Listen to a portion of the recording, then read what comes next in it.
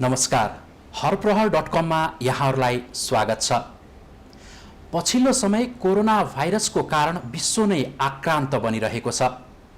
Bank तथा वित्तीय संस्थाहरू पनि यसका कारण मारमा परिरहेका छन्। यसै सेरोफेरोमा रहेर आज हामीले राष्ट्रिय वाणिज्य बैंकका प्रमुख कार्यकारी अधिकृत किरण कुमार श्रेष्ठसँग कुराकानी गर्दैछौँ। आउनुहोस् उहाँलाई स्वागत गरौँ। स्वागत छ। धन्यवाद। अहिले यो लकडाउनको अवस्था, लकडाउन सबैको लागि चाहिँ एउटा नौलो अनुभव भयो। तपाईको चाहिँ लकडाउनको अवधि कसरी बित्यो? यहाँले भनेको जस्तै अब यो वास्तववादी हामी लकडाउनको एउटा विशेष परिस्थितिमा छौँ र लकडाउन निश्चित रूपमै यो हाम्रो एकदमै नौलो अनुभवै हो, हैन? यो हामीले एकदमै सोच्दै नसोचेको र कल्पना नगरेको विषय पनि हो। अनि जब हामी लकडाउनको यो परिस्थितिको कुरा गरिरहेका छौँ, अब मैले आफ्नो बारेमा भन्दाखेरि चाहिँ अब हामी यो बैंकिङ सेवाहरू चाहिँ अत्यावश्यक सेवा अन्तर्गत पर्यो। त्यसले गर्दाखेरि अत्यावश्यक सेवाको चिजहरू चाहिँ हामीले चाहिँ दैनिक रूपमा सञ्चालन गर्नुपर्ने स्थितिहरू पर्दछ। किनभने यो दैनिक मान्छेको जीवनसँग होइन लेनदेनसँग चाहिँ एकदमै जोडिएको विषय हो। त्यसले गर्दाखेरि हामीले बैंकलाई चाहिँ सदैव खुल्ला राख्नुपर्ने स्थिति भयो। त्यो खुल्ला राख्नुपर्ने स्थितिमा यद्यपि त्यो के छ नर्मल स्थितिभन्दा केही फरक चाहिँ थियो, तर पनि के छ भने बैंकलाई चाहिँ निरन्तर अगाडि बढाउने कुराले गर्दाखेरि लकडाउनमा मैले चाहिँ के छ भने मलाई चाहिँ एक दुई दिन त्यस्तो भयो होला, सुरुको दिनमा चाहिँ अलिकति त्रास डर सृजना जस्तो भएको थियो। त्यसपछि विभिन्न म्यानेजमेन्टको लागि चाहिँ आउनुपर्ने कुरा हो। त्यसैले गर्दाखेरि म चाहिँ लकडाउनमा सधैँ अफिस आइरहने कारणले गर्दाखेरि एकदमै जुन ढङ्गको लकडाउनको साथीभाइ इष्टमित्र नातेदारहरूले कुराहरू गर्छन् त्योभन्दा अलिकति भिन्नै खालको अनुभव भनौँ न। लकडाउनको जुन खालको बाहिरको माहौल पनि एउटा मैले चाहिँ राम्ररी देखेँ होला भन्छु। होइन कतिपय मान्छेले चाहिँ लकडाउन अवधिभरि घरबाट ननिस्किँदाखेरि त्यो कुराहरू देखिएन होला, तर पनि के छ भने अफिस आउने जाने क्रमहरू यी आदि खालको कुराहरू थियो र त्यसलाई के छ एउटा मनमा अलिकति सन्तास त थिँदै थियो। त्यो सन्तास बोकेर पनि के छ भने हामी कामको आइरहेको स्थितिहरू हुन्। त्यो खालको एउटा मलाई भिन्नै खालको एउटा अनुभव छ भनौँ न। हजुर, यो लकडाउन अब पछाडि भनौँ, अहिले लकडाउनकै क्रममै छौँ छन त, एउटा पहिलो चरणमा छौँ अहिले हामी, होइन? यो अवस्थामा कोरोनाको कारणले गर्दा वाणिज्य बैंक, राष्ट्रिय वाणिज्य बैंकमा प्रत्यक्ष रूपमा देखिएका असरहरू तपाईँले चाहिँ के पाउनु भएको छ? जस्तो यस्तो छ, अब यो लकडाउनको एकदमै असर चाहिँ ठुलो छ हामी कहाँ। अब मैले राष्ट्रिय वाणिज्य बैंकको कुरा गर्दाखेरि राष्ट्रिय वाणिज्य बैंक देशको अब 77 जिल्लामा होइन र 7वटा प्रदेशमा हामी अहिले 240 ठाउँमा छौँ। त्यसले गर्दाखेरि के छ लकडाउनको धेरै अवधिभरि हामीले सबै कार्यालयहरू सञ्चालन गर्न सकेनौँ, आलो पालो गर्नु पर्यो र त्यो स्थितिमा के छ भने ग्राहकहरू आउने कुरो पनि भएन। आए पनि एकदमै सीमित कम मात्रामा आउने कुराहरू भयो, किनभने त्यो लकडाउनको निर्देशनै त्यस्तो थियो र अवस्था पनि त्यस्तो थियो। त्यसले गर्दाखेरि हाम्रो कारोबारहरू एकदमै घटेको स्थितिहरू, कारोबार घट्न भनेको चाहिँ ब्याङ्किङ भाषामा भन्ने हो भने चाहिँ हाम्रो आम्दानी घट्न पनि हो। किनभने हामीले त के छ भने जुन ढङ्गले हाम्रो कर्जा लगानीहरू गर्दाखेरि ब्याजहरू आउँछ, फन्ड ट्रान्सफर गर्दाखेरि फीहरू आउँछन्, खाता खोल्दाखेरि कुराहरूदेखि लिएर विभिन्न चार्जेसहरू आउँछन्, यी सबै प्रकारको आम्दानीहरू चाहिँ के छ भने एकदमै धेरै घटेर तल पुगेको अवस्थाहरू हुन्। त्यसले गर्दाखेरि एउटा आम्दानीमा ठुलो खालको चाहिँ के छ भनेदेखि घटेको स्थितिहरू भयो। अनि त्यस्तै किसिमले के छ भन्दाखेरि तर अब हाम्रो खर्चको साइडमा फेरि त्यस्तो हामीले के छ भने खर्च चाहिँ धेरै नगर्ने स्थितिहरू बन्दैन भनौँ न। किनभनेदेखि अब फेरि त्यही बेलामा चाहिँ के छ भने डिपोजिट चाहिँ फेरि अलिकति बढेको स्थितिहरू पनि भयो। यसले गर्दाखेरि एउटा डिपोजिटको खर्च पनि बढेको स्थितिहरू, कर्मचारी खर्चहरू हामीले स्थायी रूपमा गर्नुपर्ने कुराहरू, घरभाडा लगायतका धेरै कुराहरू हामीले गर्नुपर्ने स्थितिहरूले गर्दाखेरि हामीले के छ भन्दाखेरि यसको तुलनात्मक रूपले हेर्दाखेरि ठुलो एउटा स्थितिहरू अथवा आर्थिक रूपले अलिकति बढी नै क्षति बेहोर्नु परेको स्थितिहरू हो। सरकारी स्वामित्वको बैंक भएको कारणले पनि जुन अरू वाणिज्य बैंकले भोगिरहेका, अन्य वाणिज्य बैंकहरूले भोगिरहेका समस्या र राष्ट्रिय वाणिज्य बैंकले भोगिरहेको समस्या फरक छन्? अब यस्तो छ, एउटा त अब ब्याङ्किङ कारोबारकै दृष्टिकोणले हेर्दाखेरि त्यो समान नै छ भनेर भन्न सकिन्छ।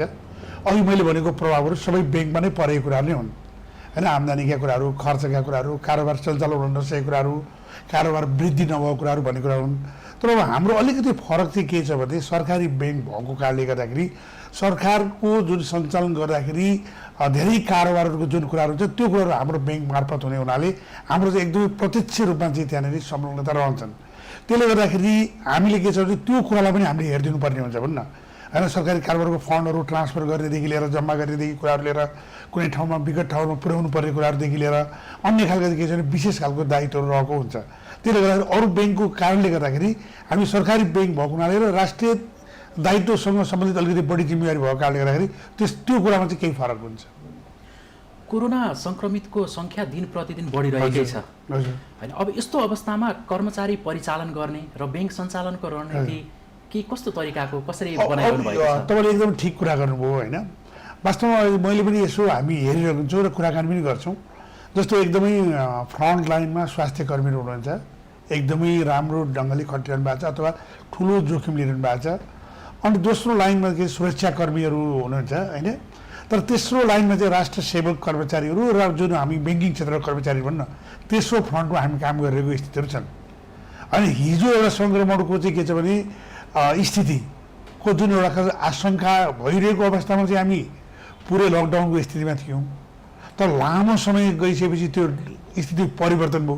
परिवर्तन हुँदाखेरि चाहिँ के भयो भने सङ्क्रमणको सङ्ख्या चाहिँ बढिरहेको छ। अब त्यो अवस्थामा के छ भने भिडभाड पनि बढिरहेको छ, कारोबार पनि बढिरहेको छ, मान्छेको आवत जावत पनि बढिरहेको छ, संसर्गहरू पनि बढिरहेको छ। त्यसले गर्दाखेरि अहिलेको अवस्था चाहिँ के छ भने झन् त्यो जोखिमपूर्ण भएर गइरहेको स्थिति छन्। यद्यपि अब हामीले के छ भने यो जोखिमलाई व्यवस्थापन गर्ने भन्दा बाहेक अरू हामीसँग धेरै विकल्प पनि छैन। त्यसले गर्दाखेरि यसको जुन स्वास्थ्यको प्रोटोकलहरू छन् त्यो प्रोटोकलहरूलाई फलोअप गर्ने कुराहरू होइन, यसलाई सचेतनताका जुन उपायहरू छन् त्यो उपायहरू अवलम्बन गर्ने खालको कुराहरू र अरू हामीले गर्न सकिने खालका जति पनि के अरे हामीले यसलाई हटाउनको निमित्त जुन खालका चाहिँ अहिले बनेको निर्देशनहरू छन् त्यसलाई पालना गर्ने कुराहरू गरेर हामीले के छ भनेदेखि हाम्रो कामहरू सञ्चालन गरेको स्थिति छ। तर स्थिति चाहिँ के छ भन्दा हिजोभन्दा अलिक जोखिमपूर्ण भन्ने कुरा चाहिँ हामीले फिलिङ गरेको स्थितिहरू हो। यो अवस्थामा कर्मचारीहरूलाई पनि इन्करेजमेन्ट गर्नुपर्ने जरुरत होला हजुर होइन। यो ब्याङ्किङ क्षेत्रमा चाहिँ कसरी इन्करेज गर्न सकिन्छ जस्तो लाग्छ हजुरलाई चाहिँ? जस्तो एकदमै तपाईँले भने जस्तो अब कर्मचारीहरू वास्तवमा एउटा चाहिँ अब भए त्रासकै स्थितिमा छन् होइन। फेरि के छ नोटमा चाहिँ बढी इन्फेक्सन हुन्छ भन्ने हल्लाहरू पनि छन्। अब नोटहरू लिने कुराहरू दिने कुराहरू छन्। अब ग्राहकहरू के छन् कुन ठाउँबाट कसरी आएको भन्ने कुराहरू ट्र्याकिङ गर्ने कुराहरू ट्रेसिङ गर्ने कुराहरू त्यति सजिलो पनि छैनन् होइन। धेरै खालको कुराहरू पनि छन्। अझै अब कतिपय सहरी र तराईका क्षेत्रहरूमा त हाम्रो यति भिडभाड बढेको स्थिति हुन्छ होइन। भिडभाड बढेको स्थितिहरू छन्। टाढा टाढाबाट चाहिँ मान्छेहरू पैसा लिइरहेको आइरहेको स्थितिहरू पनि छन्। यो कामको बिचमा पनि के छ भनेदेखि हामीले कर्मचारीहरूलाई काम लगाइरहेको स्थितिहरू छन् होइन। कर्मचारी काम लगाइरहेको छन्। अब एउटा के छ भनेदेखि हामी अहिले फेरि के छ भने हामी प्रत्यक्ष भेटघाट गरेर कर्मचारीहरूमा जान सक्ने स्थिति पनि छैन। तर अहिले जुन हामी चाहिँ एउटा चाहिँ यो वेबिनार मार्फत अथवा भर्चुअल कन्फरेन्स मार्फत चाहिँ हामीले हाम्रो कुराहरू के कम्युनिकेट गरिरहेको छौँ भने हामी त्यसै पनि सुरुदेखि के छ भनेदेखि अत्यावश्यक सेवाको हो है।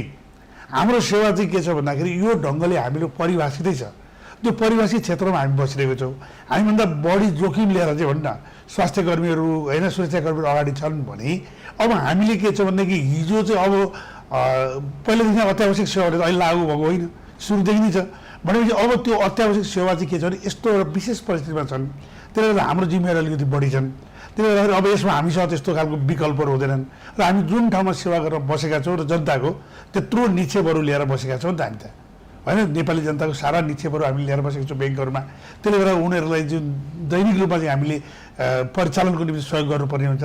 त्यसले गर्दाखेरि यो हाम्रो चाहिँ एउटा ड्युटी हो र यो ड्युटीलाई चाहिँ राम्रो ढङ्गले निर्वाह गर्नुपर्छ। तर पनि स्वास्थ्यको प्रोटोकलहरू अप्नाउने कुराहरू र त्यस्तो जोखिम हुँदाखेरि हामीलाई तुरन्त कम्युनिकेट गर्ने कुराहरू होइन, उपचारको कुराहरू भयो, इन्सुरेन्सका कुराहरू भयो होइन, अरू हामीले गर्न पर्ने सपोर्टिङ कुराहरू हो। त्यो सपोर्टिङ कुराहरू हामी गरिरहेको छौँ र एकदमै हामी टचमा बसेर एकदमै उहाँहरूको स्वास्थ्यप्रति पनि एकदमै विशेष चलाएको भएर हामीले ध्यान दिएर कामहरू गरिरहेको स्थिति छन्। रेमिटेन्स घटिरहेको अवस्था घटेकै ठप्प जस्तै नै अवस्था छ। तरलता थुप्रिरहेको छ, तरलता बढिरहेको छ। अब यो अवस्थामा चाहिँ कसरी अगाडि बढ्ला, अबको अवस्था कसरी अगाडि जाला, तपाईँले के देख्नु भएको छ? जस्तो अहिले वास्तवमा हेर्ने हो भनेदेखि हाम्रो एउटा चाहिँ जुन हाम्रो जिडिपीमा एउटा राम्रो खालको चाहिँ योगदान दिने क्षेत्र भनेको रेमिटेन्सको क्षेत्र पनि हो होइन। जुन हामी वर्षौँदेखि हामी भन्दै आएको छौँ र त्यो फेरि एकदमै वार्षिक रूपले एउटा वृद्धि हुने स्थितिहरूमा पनि गइरहेको स्थितिमा हो। अब अहिले ठ्याक्कै त्यो के छ अरे एउटा रिभर्स स्थितिमा होइन, उल्टो स्थितिमा छ नि त। हिजो बढिरहेको स्थितिहरू आज चाहिँ के छ घटिरहेको स्थितिहरू ठप्पै भएको स्थितिहरू छन्।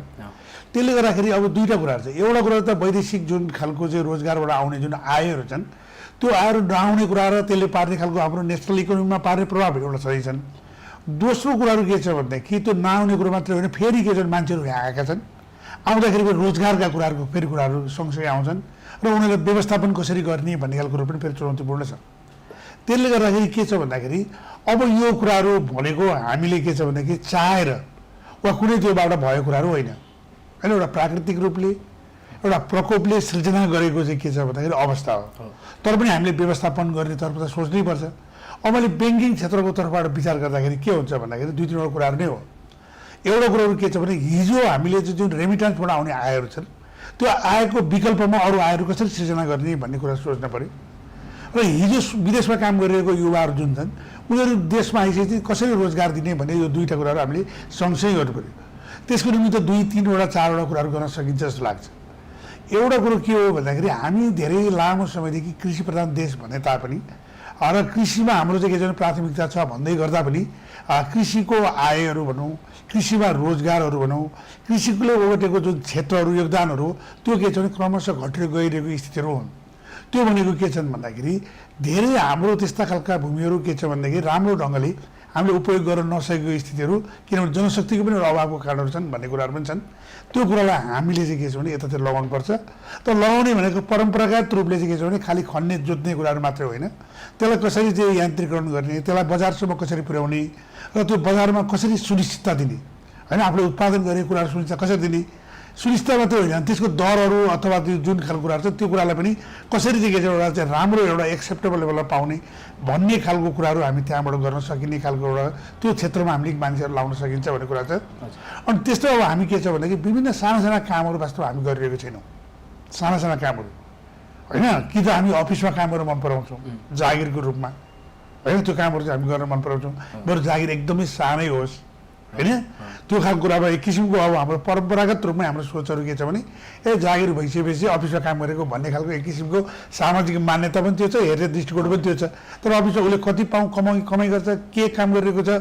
भन्ने कुराहरू त्यति महत्त्व राख्दैन होइन तर अब हामी के छ भने प्लम्बिङको काम गर्नु पऱ्यो भने इलेक्ट्रिसियनको काम गर्नु पऱ्यो भने अब केस काट्ने कामहरू गर्न पऱ्यो भनेदेखि अझ जुत्ताहरू चाहिँ सिलाउने अथवा के अरे मर्मत गर्नुपर्ने कामहरू भनेदेखि यी आदि खालको जुन कामहरू हामी के छ भने गर्दैनौँ भन्न अनि गर्नलाई हामीलाई लाज लाग्छ भन्न अनि त्यसको निमित्त चाहिँ फेरि हामी के गर्छौँ हामी विदेशमा मान्छे हामी जान्छौँ अनि अरू मान्छेलाई के गर्छौँ भने फेरि हामी यहाँदेखि त्यो स्पेस छोडिदिन्छौँ त्यो पनि छ नि त जस्तै यसपालिको तथ्याङ्क पनि देखियो नि त 3 लाखदेखि 4 लाख मान्छेहरू चाहिँ के रहेछ भने यो पेसामा रहेछ अहिले पनि यो जुन सानातिना जुन होइन गरेको छन् होइन त्यो के चाहिँ छिमेकी मुलुकहरूबाट आउने खालको कुराहरू यो कुराहरू गरिरहेका छन् हो त्यो ठाउँमा चाहिँ के छ भने हामीले रिप्लेसमेन्ट गर्ने एउटा एकदमै राम्रो अवसर जस्तो लाग्छ मलाई होइन तपाईँले भन्नुहोस् न एउटा चाहिँ के छ भनेदेखि हेयर कटिङ सेलुन खोल्ने भनेको कति पैसा होला र होइन त्यो पैसाहरू त एकदमै कम छ नि त भनेको फेरि काम पनि एकदम स्ट्यान्डर्ड खालको काम छ नि त्यो स्ट्यान्डर्ड खालको काम छ नि त भनेको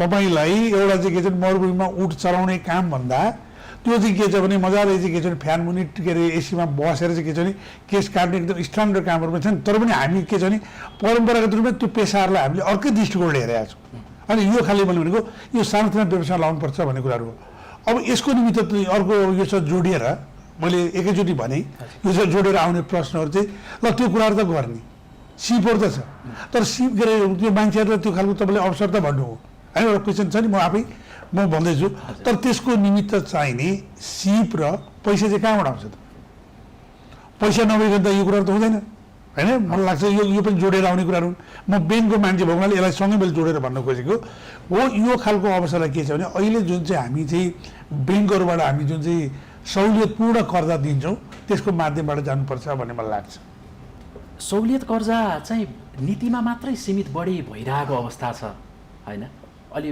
हेर्दाखेरि बढी नै गाह्रो नै यो सहुलियतपूर्ण प्राइभेट ब्याङ्कहरूले त अलि धेरै नै आनाकानी गरिरहेको अवस्था छ तर सरकारी ब्याङ्कहरूले पनि त्यस्तो खुलस्त रूपमा यसलाई स्वीकारेको अवस्था अलि देखिँदैन नि यो जस्तो सहुलियतपूर्ण कर्जाको जुन परिभाषा छ र सहुलियतपूर्ण कर्जाको जुन उद्देश्य छ अनि त्यो अनुसारको के छ भनेदेखि भएन भन्ने खालको कुरो आइरहेको छ र वास्तवमा तथ्याङ्कले पनि त्यो कुराहरू देखाइरहेको स्थितिहरू नै छन् होइन त्यसमा अब 2-3वटा कारणहरू छन् होइन जस्तो मैले अब राष्ट्रिय वाणिज्य ब्याङ्कको मात्रै कुरा गर्दाखेरि मलाई लाग्छ यो अहिले हामीले 27वटा क वर्गको ब्याङ्कले जति हामीले चाहिँ यो सहुलियतपूर्ण कर्जा वितरण गरेका छौँ होइन जुन 15 लाखसम्मको जुन बिना धितो कर्जा भनेर भन्छौँ हामी त्यो कर्जा चाहिँ हामी वितरण गर्छौँ त्यसमा झन्डै हाम्रो एउटा ब्याङ्कमा चाहिँ 50% छ होइन जस्तो हाम्रो 1 अरबको त के छ भनेदेखि अहिले हाम्रो के अरे उनै पुगिसक्यो 100 रकम र हामीले के छ भन्दाखेरि झन्डै हामीले 900 जनालाई चाहिँ के छ भने वितरण गरिसकेको अवस्थाहरू हो। यद्यपि यो सङ्ख्या ठुलो होइन, समग्रमा चाहिँ प्रतिशत चाहिँ हाम्रो त्यो छ मैले भनेको खालि जोड्न खोजेको। तर यो हाम्रो पनि के छ भने त्यो कुराहरू सङ्ख्या चाहिँ त्यस्तो ठुलो होइन कि 10,000ले अरबौँ रुपियाँहरू चाहिँ के छ भनेदेखि आवश्यक भइरहेको ठाउँमा मैले भनेको तथ्याङ्क चाहिँ कम छ, तर हामी त्यो खालको स्थितिमा छौँ। अनि यो किन हुन सकेन भन्ने खालको सुपे धेरै गुनासो पनि छन् होइन। म पनि धेरै ठाउँमा इन्टरभ्यूमा तपाईँले जस्तै इन्टरभ्यूमा जाँदाखेरि एउटा प्रश्न चाहिँ यो चाहिँ गरिन्छ र सरकारी ब्याङ्क भएको हुनाले त्यो प्रश्न ममाथि आउनु स्वाभाविक पनि हो, एकदमै स्वाभाविक हो है। किन सरकारको कार्यक्रम, सरकारको चाहिँ 100% चाहिँ सेयर भएको ब्याङ्क, अनि वाणिज्य ब्याङ्कले चाहिँ त्यस्तो खालको स्थितिहरू गुनासो छ भने अनि उसलाई नभने कसलाई भन्ने भन्ने कुरा चाहिँ त्यो कुरालाई मैले के छ भने एकदमै हार्दिकतापूर्वक एकदम ठिक कुरा हो, म स्वीकार्छु पनि। तर यसको केही कुराहरू चाहिँ के छ भनेदेखि अप्ठ्यारा खालको कुराहरू हिजो थिए होइन, अहिले हटाइएको छ र अझै पनि के चुनौतीहरू छन्। एउटा कुरो के थियो भन्दा हिजो हामीले जुन कर्जाहरू जुन वितरण गर्ने खालको नियमहरू बनाउँदाखेरि आइरहँदाखेरि त्यसले बेस रेट प्लस 2% प्रिमियम लिन पाइन्छ र त्यसपछि महिलाहरूको हकमा 6% अनुदान दिन्छ र पुरुषहरूको हकमा 5% अनुदान दिइन्छ भनेर भन्यो होइन। जुन सातवटा चाहिँ सहुलियतपूर्ण कर्जाका शीर्षकहरू थिए, पछि 2टा थपिएर 9वटा कर्जाहरू भयो। अनि त्यो भन्दा के भने बेस रेटहरू सबै ब्याङ्कको समान छैन होइन। अब जस्तो अब हामी फेरि कस्तो भने त्यसमा संयोगवश सबैभन्दा चाहिँ के छ भनेदेखि कम बेस रेट हुने ब्याङ्क पनि हामी पऱ्यौँ होइन, हामी पऱ्यौँ। र एकदमै के छ भने बढी ब्याङ्क बेस रेट हुनेहरू पनि छ होइन, 4-5%को फरकको बेस रेटहरू पनि छ बजारमा। भनेपछि अब मेरो ब्याङ्कमा भनेको राष्ट्रिय वाणिज्य ब्याङ्कमा त्यो नीति अन्तर्गत कर्जा लिँदाखेरि जो 6.4 छ बेस रेट प्लस 2% गरेर 8.4 भयो। अब त्यो 6% चाहिँ तपाईँलाई अनुदान पाउँदा 2.6 भयो जम्मा महिलाहरूलाई, पुरुषहरूमा 3.6 भयो। हजुर, त्यसैले सहुलियतपूर्ण कर्जा भनिएको नि त त्यो। अब अर्को कुनै एबिसिडी भन्ने कुनै ब्याङ्कमा चाहिँ यदि बेस रेट चाहिँ 10.5% छ भने 2% जोड्दाखेरि के हो 12.5% भयो। 12.5%मा तपाईँले 6% जाँदा 6.5% भयो। अब कहाँ 2.4 को कुरा र यो चाहिँ होइन धेरै फरक पऱ्यो। त्यसले गर्दाखेरि के छ भने यो ब्याज दरको कारणले गर्दा पनि कतिपय ठाउँहरूमा के छ सहुलियतपूर्ण कर्जाहरू एट्र्याक्टिभ पनि भएन। तुलनात्मक रूपले चाहिँ के छ भने वाणिज्य ब्याङ्क चाहिँ सस्तो पनि भयो, सरकारको पनि भयो र हाम्रो नेटवर्क ठुलो पनि भयो। त्यसले गर्दा हामी कहाँ धेरैहरू आइसकेपछि हामीले त्यसलाई क्याटरिङ गर्न सकेनौँ होइन। त्यसले गर्दाखेरि त्यो खालको गुनासोहरू पनि बढ्यो होइन। यदि हामीले जस्तै के छ भने 1 अरब कर्जा हाम्रो सबै ब्याङ्कबाट जान सकेको भए 27 अरब जान्थ्यो, ठुलो रकम जान्थ्यो नि त त्यहाँनिर होइन। त्यो कुराहरू त के अरे त्यहाँनिर हामी, तर कारण चाहिँ के थियो भनेदेखि डिमान्ड पनि के छ भनेदेखि कन्सन्ट्रेट हुने र डिस्ट्रिब्युट नहुने खालको स्थितिहरू बन्यो एउटा कुराहरू। अनि अरू वैदेशिक रोजगार बढाउने जुन युवाहरूको अहिले पनि हामीले कुराहरू उहाँहरूको आउँदाखेरि पनि त्यति बेलाको प्रावधानहरू सुरुमा के प्रावधानहरू रह्यो भनेदेखि त्यहाँ जे काम गरिरहेको छ त्यही काम गर्नुपर्ने भन्ने खालको कुराहरू। अनि फर्केको अवधिहरू बसेको अवधिहरूको चाहिँ के अरे त्यो जुन खालको ब्यारियर्सहरू अथवा उयोहरू राख्यो। यी आदि कारणले गर्दाखेरि के भयो त भन्दाखेरि तिनीहरू पनि के छ धेरै मान्छे इलिजिबलै हुन सकेन, किन त्यहाँ गरिरहेको पेसा फरक छ होइन। तपाईँ अवश्य हेर्नु नि, तपाईँले अरबहरूमा गरिरहेको पेसाहरू अनि यो खालको कुराहरू गर्दा त्यो अहिले चाहिँ के छ भने यो बजेटमा चाहिँ यो कुराहरू चेन्ज भएर आयो। यो अहिले भनेको नीतिहरूमा पनि परिवर्तन भएर आयो। अब सबै ब्याङ्कको शाखाहरूले 10वटा दिनुपर्छ भन्ने भयो। कभरको ब्याङ्कमै 42-43वटा शाखा छ होइन, इन्टु 10 हुने भयो होइन। त्यसले गर्दाखेरि यो खालले गर्दा अनि फेरि ब्याज दरमा पनि के गर्यो भनेदेखि अब सबै ब्याङ्कलाई के छ समान ब्याज दर 5% मात्रै के छ भने ऋणले तिर्नुपर्ने भनिसकेपछि अब कहीँ पनि जाँदाखेरि के छ ऋणले 5% तिर्नु परेन। एउटा चाहिँ सबै ब्याङ्कलाई तोकिदियो, सङ्ख्या पनि तोकिदियो अनि ब्याज दर पनि तोकिदियो। मलाई लाग्छ यो साउन 1 गतेदेखिको यो जुन नीति लागू हुँदैछ त्यसले गर्दा यो चाहिँ के छ भने एउटा चाहिँ ठुलो परिवर्तन अब चाहिँ आउँछ भन्ने म आशावादी छु। अहिलेको अवस्थामा चाहिँ राष्ट्रिय वाणिज्य ब्याङ्कमा चाहिँ कर्मचारीको अभाव पनि भएको हो एकदमै ठुलो। यहाँले जुन भन्नुभयो त अब तपाईँहरूको त्यो सर्वे अथवा अनुसन्धान पनि होला त्यहाँनिर होइन। हामी के छ भन्दाखेरि अहिले हाम्रो जुन ब्याङ्कको दरबन्दी अनुसार हामीसँग करिब 700 मान्छे कम छ होइन। कतिपय ब्याङ्कमा त 700 मात्रै कर्मचारी होला, हाम्रो 700 मान्छे चाहिँ कम छ। किनभनेदेखि हामीले चाहिँ लोकसेवा मार्फत हामीले कर्मचारी भर्ना गर्नुपर्छ। लोकसेवामा हामी गयौँ, गएर परीक्षाहरू सबै सम्पन्न भइसकेपछि त्यहाँ चाहिँ केही विषयमा चाहिँ मुद्दा पऱ्यो, मुद्दा पछि त्यो मुद्दा विचार दिन्छ अनि रिजल्ट पनि रोकिएको अवस्था छ।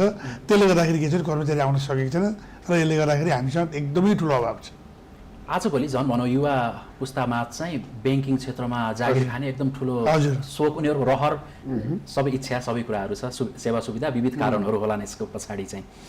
यसमा चाहिँ अहिले पनि तयारी गरेर वाणिज्य ब्याङ्कको खुल्ला र तयारी गरेर बसिरहेका धेरै नै युवाहरू छन्। हाराहारी कतिको सङ्ख्यामा अबको विज्ञापनमा हाराहारी कतिको जस्तो अहिले हामीले जुन 661 जनाको अघि मैले भने त्यो चाहिँ परीक्षा नै भइसक्यो। अब आउने वर्ष पनि हामी के छ भने 350 होइन, लगभग 350 लिने हाम्रो उ छ। 350 फेरि नयाँ जनशक्ति लिने हाम्रो योजना छ। ब्याङ्कहरू मर्जरमा गइरहेको अवस्था, सबै यो सानो देश ब्याङ्कको नम्बर धेरै भयो भन्ने कुराहरू पनि आइरहेको हुन्छन्। 3टा सरकारी स्वामित्वको ब्याङ्कहरू छन्। यसमा यो मर्जरमा जाने कुराहरू पनि विभिन्न सञ्चार माध्यमहरूबाट भनौँ हल्लाहरू आइरहेकै हुन्छन्। यसको सम्भावना चाहिँ कतिको देख्नुहुन्छ? के भइरहेको छ? जस्तो मर्जरमा जाने भन्ने कुरो नीतिगत रूपमा एकदम सही छ होइन। म चाहिँ एकदमै त्यसको पक्षमा पहिलेदेखि नै वकालत पनि गर्दै आएको मान्छे होइन। विभिन्न खालका खर्चहरूलाई चाहिँ हामी कम गर्न सक्छौँ र ब्याङ्क चाहिँ बलियो र इफिसियन्ट हुन्छ भन्ने मलाई मान्यता लाग्छ र त्यो भएर मर्जर काम सुरु पनि भएको छ र गत वर्ष एउटा भयो, अरू पनि यसपालि मलाई लाग्छ धेरै ब्याङ्कहरू हुन सक्छन्। अब राष्ट्रिय वाणिज्य ब्याङ्कको हकमा चाहिँ ठ्याक्कै यसको चाहिँ सबै नेचर मिल्ने ब्याङ्कहरू चाहिँ हामीसँग छैन होइन। अब एउटै कारणले के छ भने सरकारको स्वामित्व भएको चाहिँ 100% र अरू ब्याङ्कहरू 51% भएको हुनाले नेपाल ब्याङ्क र कृषि विकास ब्याङ्कसँग यसको केही प्रकृतिहरू के छ भने सेयरको स्ट्रक्चरको रूपमा त्यो प्रकृतिहरू मिल्दोजुल्दो छ। तथापि पनि अब यसमा चाहिँ के छ भने सरकारको अहिलेसम्म पनि हामी के छ भने आइपिओमा गएर जुन खालको सेयरहरू हामीले वितरण नगरिसकेको अवस्थाहरू भएको हुनाले एउटा सरकारको अब एउटा नीतिगतै रूपमा र एउटा सैद्धान्तिक रूपमै यदि सरकारले चाहिँ एउटा चाहिँ के छ भने 100% हाम्रो चाहिँ के छ भन्दाखेरि स्वामित्व भएको एउटा चाहिँ सरकारी ब्याङ्क चाहिन्छ भन्ने खालको नीतिमा जाँदाखेरि हामीले यसलाई पुँजी बढाएर यसलाई आफैले ठुलो बनाएर जानुपर्ने स्थितिहरू रहन्छन्। यदि होइन यसलाई चाहिँ 30% चाहिँ हामी जाने भन्ने खालको कुरोहरू भयो भनेदेखि अरू ब्याङ्कहरूसँग हाम्रो यो 2टा ब्याङ्कहरू जुन छ सरकारको त्यहाँ 51 र हाम्रो पनि के छ भनेदेखि 30% गएपछि 70% जस्तो बाँकी रहन्छ। त्यो बेलामा चाहिँ के छ भनेदेखि मर्जरको लागि धेरै उपयुक्त हुन्छ। तर त्यो मर्जरमा जाने कुराहरूमा मैले भने त्योभन्दा अगाडि चाहिँ एउटा नीतिगत रूपमै होइन, राष्ट्रिय रूपमै भनौँ न, एउटा ब्याङ्क चाहिँ के छ भने पूर्ण सरकारी राख्ने कि यसमा पनि पब्लिक सेयर राख्ने भन्ने बारेको चाहिँ छिनो भावना आवश्यक छ। त्यो भइसकेपछि हामी मर्जर प्रक्रियामा के कुराहरू बोल्न सक्ने स्थिति रहन्छ। योभन्दा अगाडि नेपाल ब्याङ्कमा जिएम हुनुहुन्थ्यो हजुर होइन, अहिले वाणिज्य ब्याङ्कमा सिइओ हुनुहुन्छ।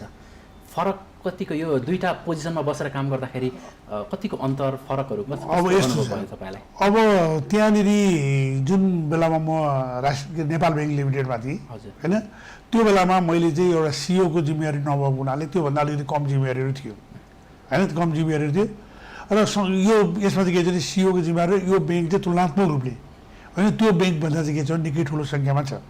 अनि हिस्ट्रीको दृष्टिकोणले, नेटवर्कको दृष्टिकोणले नेपाल ब्याङ्कको पनि एउटा चाहिँ एउटा गौरवपूर्ण इतिहास छ, एउटा ठुलो ऊ छ होइन होइन, 80-85 वर्षको त्यो छ। आफ्नै खालको चाहिँ एउटा वर्क कल्चरहरू छन् होइन, अब यसको ऊ छन् होइन। तर पनि चुनौतीको दृष्टिकोणले र एउटा चाहिँ एउटा एकदम सम्भावनाको दृष्टिकोणले चाहिँ फेरि के छ भने म अलिकति बढी यसमा चाहिँ देख्छु। त्यसले चुनौतीपूर्ण पनि छ र त्यो चुनौतीलाई यदि पार गर्न सकियो, पुरा गर्न सकियो भने रिजल्ट पनि के छ भने दिन सक्ने स्थिति छ। त्यसले गर्दाखेरि यो जिम्मेवारीलाई अलिकति चुनौतीपूर्ण छ भन्ने कुरा मेरो निष्कर्ष हो। अहिले सबै व्यवसायहरू धराशायी अवस्थामै छन्, व्यवसायहरू सबै नै। हजुर, अब यो अवस्थामा चाहिँ ब्याङ्कले ब्याजमा चाहिँ कुन हिसाबले राहतको व्यवस्था गर्ने तयारी गर्दै हुनुहुन्छ वा यो पनि मौद्रिक नीति नै खुलेर बसिरहनु भएको छ वा के छ तपाईँहरूको? अब यसमा 2-3टा हामीले चाहिँ कुराहरू अहिले सम्झनुपर्छ, हेर्नुपर्छ। जस्तो जुन बेला चाहिँ कोभिड-19को जुन प्रभावबाट हामी लकडाउनको स्थितिमा गयौँ, त्यो लकडाउनको स्थितिमा एकदमै व्यवसायहरू एकदमै ठुलो असर गर्यो भन्ने खालको कुरोहरू सबै यसमा कुनै विवादै छैन। त्यो भएको हुनाले तत्कालको स्थितिमा के गरियो भन्दाखेरि 10% चाहिँ के छ भने टर्म लोनमा को केसमा यदि चैत्र मसान्त बुझायो भने 10% चाहिँ के अरे छुट दिने भन्ने व्यवस्था भयो। त्यसपछि फेरि लकडाउन चाहिँ के वैशाखमा आएर पनि लम्बेर गइसकेको स्थिति र आजसम्म पनि त्यसको स्थितिहरू कायमै रहिरहेको स्थितिमा यो क्वार्टरको चाहिँ के छ भने ब्याज दर चाहिँ के छ भन्दाखेरि 2%ले कम गर्ने भन्ने खालको निर्णय गरिसकेको छ र त्यसको हामी कार्यान्वयन गरिरहेको स्थितिहरू छन्। अब यसमा साउन पछाडि के हुन्छ त भन्दाखेरि अहिले जुन खालको चाहिँ हामीले चाहिँ निक्षेपहरूको ब्याजहरूमा हामीले जुन परिवर्तनहरू गरेको छ यो कारणले गर्दाखेरि कर्ज त्यसको चाहिँ जुन बेस रेटमा पर्ने प्रभाव छ त्यो प्रभाव कारणले गर्दाखेरि ब्याज दर घटिरहेको स्थितिहरू छ र घट्छ भन्ने खालको कुरो म भन्न चाहन्छु। यो अहिले लकडाउनको अवस्थामा चाहिँ धेरैले नै यो भनौँ सहयोगका कार्यहरू धेरैले नै गरे।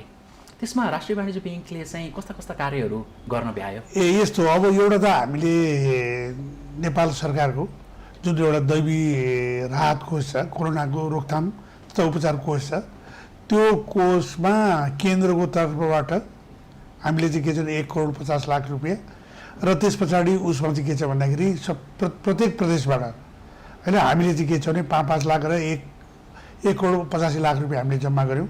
अनि हाम्रो कर्मचारीहरूको तर्फबाट हामीले चाहिँ के छ भने 3 दिनको 5 दिनको 7 दिनको तह वाइज हेरेर कर्मचारीको तर्फबाट पनि हामीले रकमहरू त्यहाँनिर आफ्नो योगदान जम्मा गऱ्यौँ।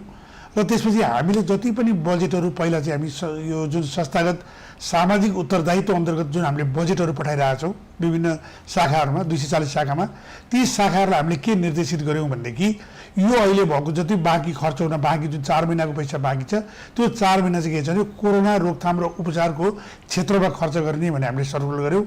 र धेरैवटा ठाउँमा होइन म त्यो हाम्रो साथीहरूले पठाइरहेको इन्फर्मेसनहरू विभिन्न फेसबुकहरू विभिन्न सञ्चार माध्यमहरूमा पनि देखिरहेको छु होइन।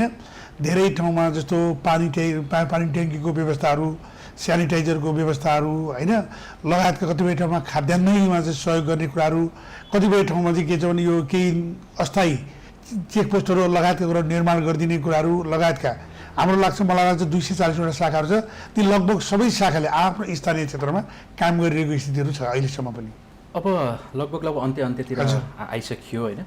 सबैको एउटा चाहना भनौँ, जनस्तरमा एउटा जिज्ञासा भनौँ, राष्ट्रिय वाणिज्य ब्याङ्कको आइपिओ चाहिँ कहिले भर्न पाइएला भन्ने एकदम ठुलो चासोको विषय नै हो। यो एउटा लगभग कुराहरू उठिरहन्छ, कहिले पाउलान्? जस्तो अघि मैले ठ्याक्कै यहाँलाई मैले त्यो मर्जरको विषयमा भनेको थिएँ होइन। अहिलेसम्म पनि हाम्रो चाहिँ के छ भने नीतिगत व्यवस्था, नीतिगत निर्णय चाहिँ के हो भन्दाखेरि 30% चाहिँ आइपिओ जारी गर्ने भन्ने निर्णय छ होइन। 70%बाट 33% गर्ने भन्ने छ, त्यो अलरेडी कायमै छ, त्यसमा परिवर्तन भएको छैन होइन। तर पनि के छ भन्दाखेरि अघि पनि मैले ठ्याक्कै त्यो मर्जरमा यही कुरालाई चाहिँ जोड दिइरहेको थिएँ कि अब एउटा बिचमा के एउटा खालको छलफल र बहसहरू पनि भइरहेको छ भन्दाखेरि विभिन्न लेभलमा यो एउटा चाहिँ ब्याङ्क चाहिँ सरकारी ब्याङ्कै राख्नुपर्छ, बरु त्यसमा चाहिँ चाहिने कानुनी प्रावधानहरूलाई पनि संशोधन वा परिमार्जन अथवा अहिले कानुनी प्रावधानहरूबाट पनि के त्यस्तो मिल्ने हो त्यो गर्नुपर्छ भन्ने खालको फिलोसोफिकल होइन एउटा चाहिँ उहरू पनि छलफल चलिरहेको छ। एउटा चाहिँ होइन अब बजारमा मार्केटमा सबै चिजहरू गइसकेपछि कम्पिटिसनमा गएर त्यो कम्पिटिसनमा जाने खालको कुराहरू त्यसले चाहिँ कम्पिटिटिभनेस बढाउँछ, झन् यसले चाहिँ के छ भने एउटा सशक्त हुन्छ भन्ने खालको कुराहरू पनि छन्। त्यसले गर्दाखेरि त्यो निर्णय चाहिँ के छ भनेदेखि एउटा चाहिँ के छ भने सरकारको माथिल्लो तहबाट निर्णयहरू हुनुपर्ने छ। त्यो निर्णयहरू चाहिँ भएको खण्डमा मात्रै चाहिँ अनि तपाईँलाई मैले यो दिनहरू भन्न सक्ने स्थिति रहन्छ।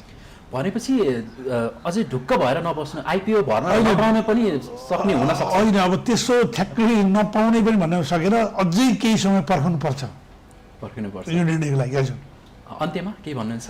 अब तपाईँले जुन खालको मलाई यो अवसर दिनुभयो होइन, अहिले जुन खालको वास्तवमा परिस्थिति छ होइन, यो परिस्थितिमा मैले के भन्न चाहन्छु भनेदेखि हामीले हाम्रो ग्राहकहरूलाई दिनपर्ने जुन खालको सहुलियतहरू छन् होइन, जुन अहिले मौद्रिक नीति पनि आउँदैछन्, मौद्रिक नीतिले पनि कतिपय विषयहरूलाई नीतिगत रूपमै सम्बोधन गर्छन् होइन, त्यो कुराहरूलाई हामीले पालना गरेर त एउटा हाम्रो कम्पलसरी छँदैछन्।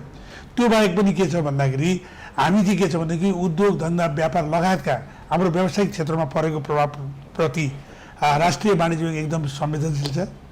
हामीले गर्न सकिने उपयुक्त होइन खालको कामहरू अथवा सहयोगहरू हामी गर्छौँ र हिजो पनि हामीलाई सहयोग गरिरहेको थियो र भविष्यमा पनि के छ भने हामी के छ भने सहयोग गरेर जाने खालको म प्रतिबद्धता व्यक्त गर्न चाहन्छु। हस्, धन्यवाद। हस्, यहाँलाई पनि धन्यवाद।